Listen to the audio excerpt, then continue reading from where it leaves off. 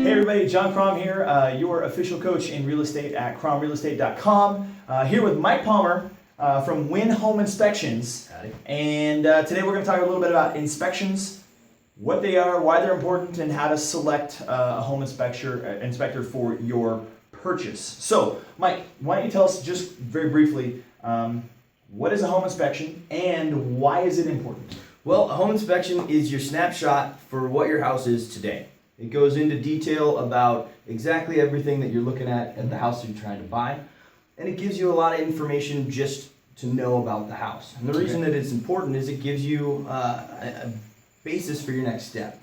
You know, if you're looking at a house and you love the house and you got your rose-colored glasses on, it kind of gives you that whole slow down. There are things that we might want to know about it.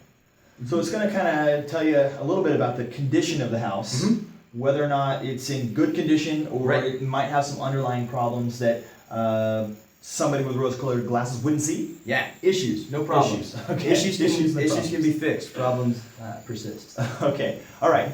So then another thing is, for you guys, one of the things that I want you to know is when we have a home inspector come to the house, at what stage of the process. So once you've written an offer on a house and it's been accepted, you are in contract. And there's a certain amount of time called a due diligence period where you want this guy to go check it out to make sure that there aren't any problems, just issues, right? Problems, issues, okay. Yep. Great. So that's kind of why you want it and when you use it.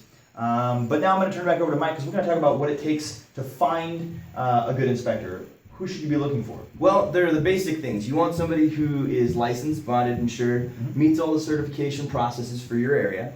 And then you want to start going into things like, who is he? What kind of inspector do you have? Do you have somebody who's going to walk you around and teach you about things on the fly? Do you have somebody who's more, experience, set in, let's get it done, knock it out, get you some information, that kind of thing.